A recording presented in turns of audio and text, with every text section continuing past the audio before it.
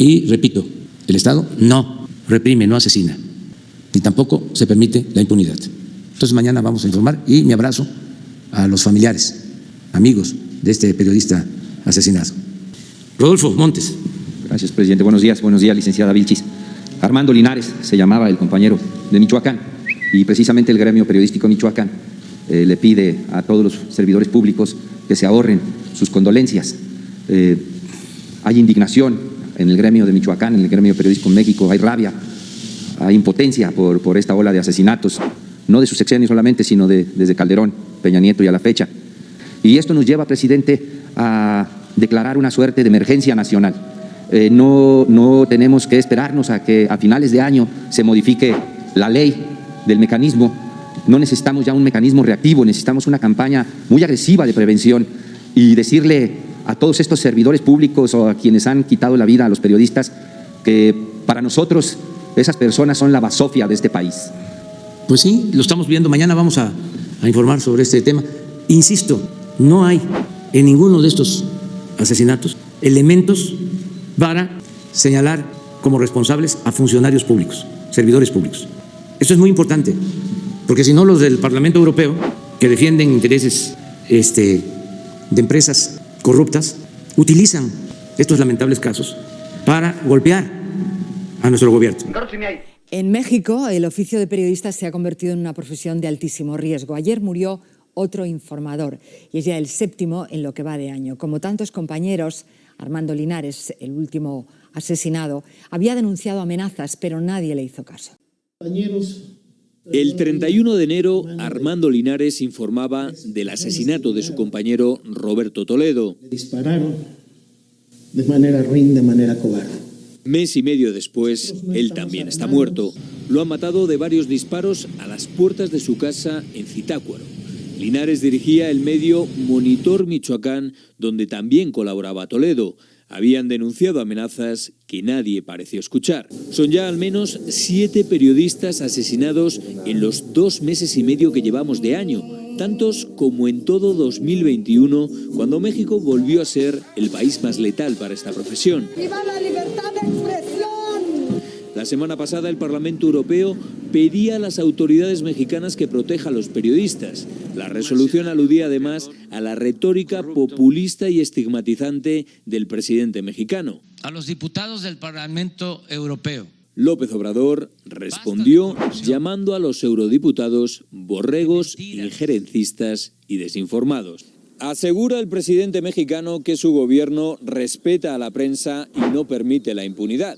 Es verdad que en la mayoría de los últimos casos hay detenidos, pero el 95% de los anteriores asesinatos de periodistas sigue sin resolverse.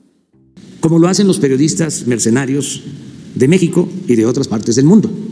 Pero lo que nosotros tenemos de información es que son crímenes que han cometido bandas de delincuentes, que dicho sea de paso, son bandas que surgieron en el periodo neoliberal, cuando se apostó a enfrentar la violencia con la violencia y cuando imperaba la corrupción, esa que callaron como momias los periodistas del régimen anterior, del antiguo régimen.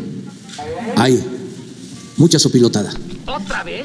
Que están molestos, pero no por esto, ya lo he dicho, usan a los niños con cáncer para proteger sus intereses y les pagan para seguir robando a periodistas con el propósito de que nos ataquen. Y Claudio X González y toda esta maleantada de repente aparecen como paladines, defensores de la educación pública, cuando el fondo es otro. ¿Qué están defendiendo? El que no paguen impuestos los altos, los grandes empresarios. Eso es lo que defienden. O esto que sacó la revista Contralíneas. Pero mejor sería que Carlos Loret informara a la opinión pública cuánto gana y quién le paga. Y si en verdad tiene ingresos por 3 millones de pesos mensuales. O al menos que nos diga cómo le hizo para comprar 13 departamentos junto a su esposa y su cuñada por un valor de 100 millones de pesos. Solo en la Ciudad de México, según las investigaciones publicadas por la revista Contralínea. También queremos aclarar que estos 100 millones de pesos en 13 departamentos son el precio de la escritura, así que hagan sus cuentas. Bueno, hasta aquí la sección de hoy. ¿Es cuánto, señor presidente? Gracias. pues es 13 departamentos, es como una inmobiliaria, ¿no? De que el que acusa de que mi hijo renta una casa en Houston, tiene 12, 13 departamentos, casi una inmobiliaria. Ahora sí que aquí en Pompó, ¿por qué no aclara?